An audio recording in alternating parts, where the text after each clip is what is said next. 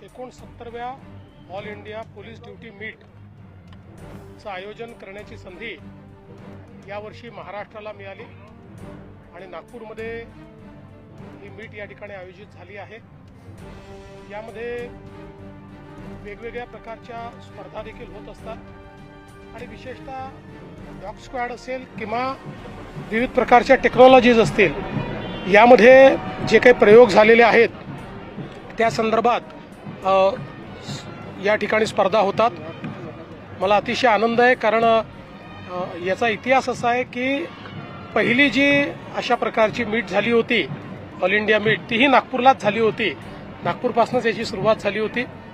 जवळपास 29 राज्यातनं आणि केंद्रशासित प्रदेशातनं 1300 पोलीस अधिकारी या ठिकाणी कर्मचारी आणि अधिकारी आले आहेत, पोलीस आले आहेत। त्यामुळे अत्यंत मोठं आयोजन आहे। आज उद्घाटन झालेलं आहे, 3 तारखेला याचं समापन होईल। सर, हे सांगा फ्यूल शॉर्टेज संदर्भात ज्या पद्धतीने अफवा येत होत्या, आता आपण जर पाहिलं पेट्रोल पंपावरती नॉर्मल स्थिती झालेली आहे, तुमचं आव्हान काय की अशाच पद्धतीनं स्थितीला कोणी अफवा पसरवू नये? निश्चितपणे कोणी अफवा पसरवू नये। ज्यावेळी लोकांनी रांगा लावल्या होत्या त्याही वेळी आम्ही सांगत होतो की आपण रांगा लावू नका, पुरेसा साठा आपल्याकडे आहे, पण तरी काही लोक अफवा पसरवत होते। आता अफवा पसरवणाऱ्यांवरही आम्ही कारवाई सुरू केलेली आहे।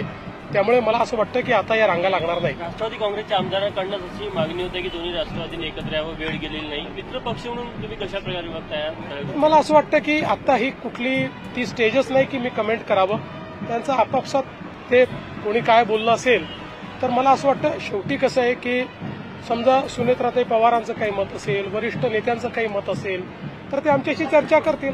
आता प्रत्येक गोष्टीवर आम्ही प्रतिक्रिया दिली पाहिजे असं काही त्याचं कारण नहीं। 5 राज्यों के चुनाव में से कहाँ आप प्रचार के लिए जाएंगे? जहाँ पार्टी भेजेंगे वहाँ जाऊंगा। अभी तो मुझे आसाम और केरला में जाने का कहा है, वहाँ जाऊंगा। टाकरकर यांना समज बजावण्यात आलेला आहे, खरंच प्रकरणात काय स्टेटस आहे? मला आता त्या संदर्भातली कुठलीही माहिती नाही। याचं कारण जी काही चौकशी चालते ही निष्पक्ष चालते। त्याचं काही रोजच्या रोज आम्ही ब्रीफिंग घेत नसतो। ज्यावेळेस आवश्यकता असते त्यावेळेसच नीड टू नो बेसिसवर याचं ब्रीफिंग केलं जातं।